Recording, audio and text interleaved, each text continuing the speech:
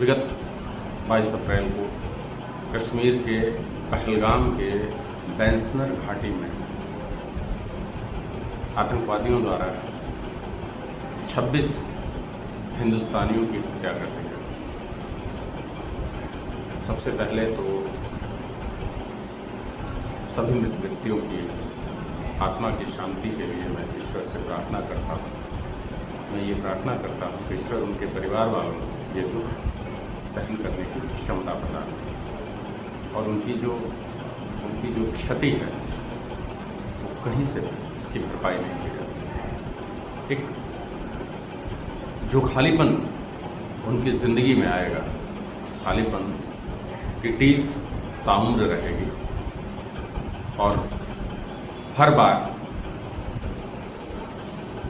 ये दिमाग में बातें आएंगी उनके कि काश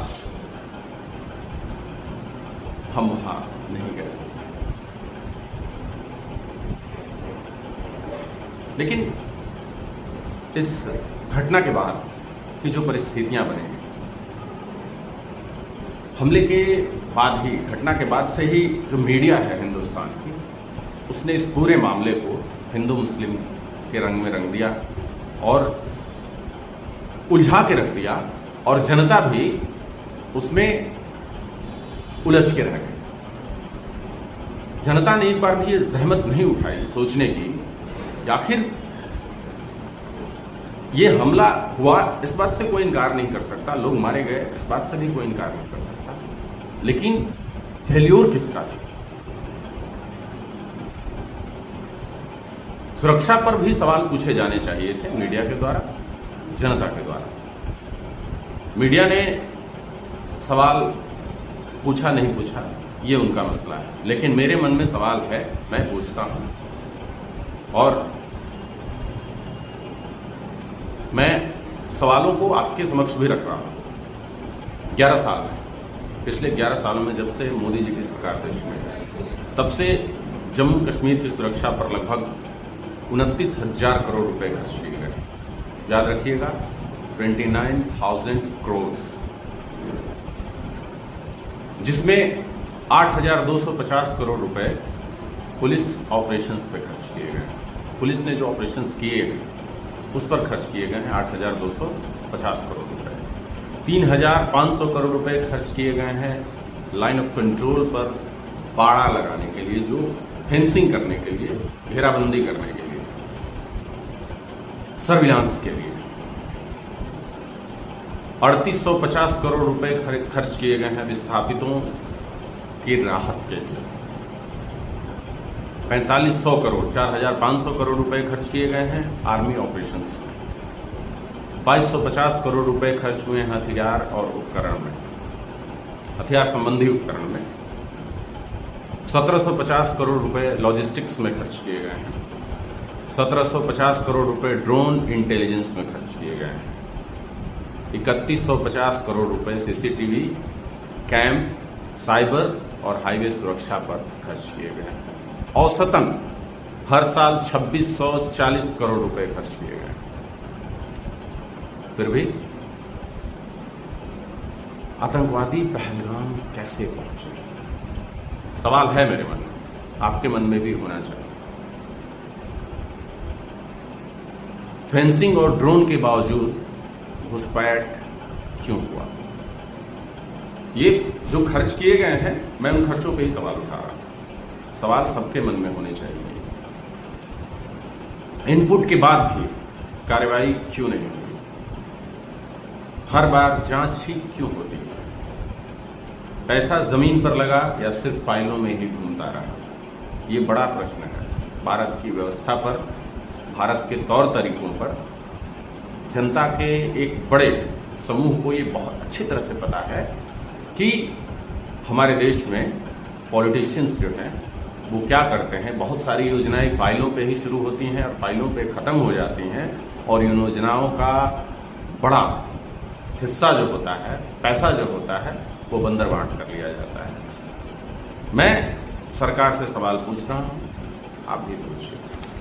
लेकिन इन सवालों में एक सवाल और है बहुत बड़ा, वो है देश की मीडिया का सवाल। आखिर जब ये हमले हो रहे थे, हमलों के बाद भारत की मीडिया जो है वो किस रोल में थी, उसने क्या किया? मीडिया को सबने देखा।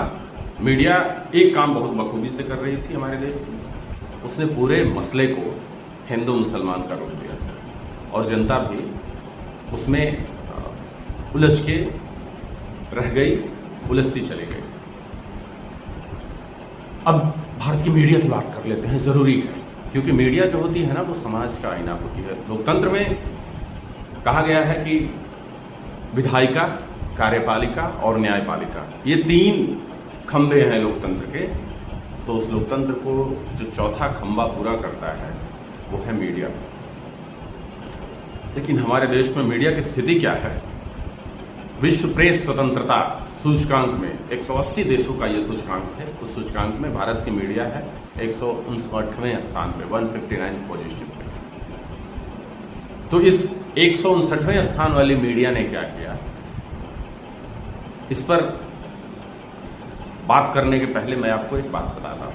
इतिहास की एक बात है, बहुत अच्छी बात है और जनता को इसको समझना चाहिए।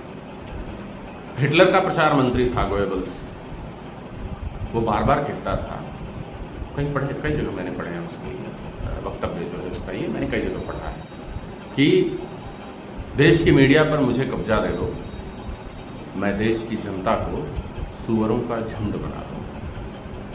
आप समझ रहे हैं बात कितनी गहरी है, बात कितनी व्यापक है, बात कितनी बड़ी है। कहाँ इस देश की मीडिया को सत्ता के लिए मोमबत्ती होना चाहिए था, अब वो मीडिया इस देश की सत्ता के लिए अगरबत्ती बन गई। पहलगाम हमले के बाद जो मीडिया में खबरें आई वो इस प्रकार थी, धर्म पूछ कर मारा, जाति नहीं पूछी। कलमा पढ़ाया गया, जिसने पढ़ा उसको नहीं मारा गया, जिसने नहीं पढ़ा उसको मार दिया गया। पैंट खुलवाकर प्राइवेट पार्ट चेक किया गया, फिर गोली मारी गई। जो लोग प्रत्यक्षदर्शी वहां थे उनके अनुसार ये चीजें हुई। हम भी इन बातों को मान रहे हैं कि ये बातें हुई, लेकिन याद रखिए ये हमला हिंदुओं पर नहीं हुआ, ये हमला हिंदुस्तान पे हुआ है। ये हमला हुआ है हिंदुस्तान की सोच पर, ये हमला हुआ है हिंदुस्तान के विचारों पर। ये हमला हमारी अस्मिता पर है, भारतीय जो सभ्यता और संस्कृति है उसकी अस्मिता पर हमला है। उनको पता है कि हम धर्म के नाम पर सुभेद्य हैं, आसानी से धर्म के नाम पर हमको लड़ाया जा सकता है। सोचिए कि वो जाहिल आतंकवादी जिन्हें सिर्फ गोली और बंदूकों की भाषा आती है, वो हमारे देश में आते हैं, हमारे देश के लोगों की हत्या करते हैं और हमारे साथ ही सियासत खेल कर चले जाते हैं, राजनीति खेल कर चले जाते हैं, ऐसा शिगुफा छोड़ कर जाते हैं कि हम आपस में लड़ने को तैयार हो जाते हैं। तो अक्लमंद कौन है, वो जाहिल आतंकवादी या इस देश की प्रबुद्ध जनता? फैसला आपका और हमारा होना चाहिए। मीडिया हमारे देश की जो है उसकी स्थिति कहने लायक नहीं बची है।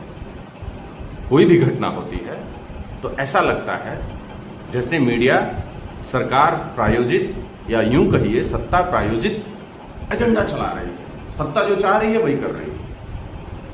2 दिन बाद सरकार ने माना कि